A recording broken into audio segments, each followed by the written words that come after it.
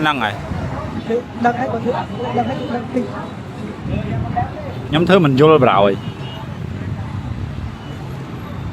không phải là có phải là ai làm bay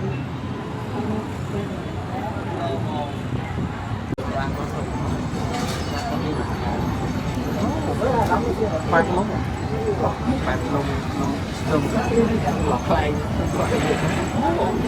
lông lông ra đây là con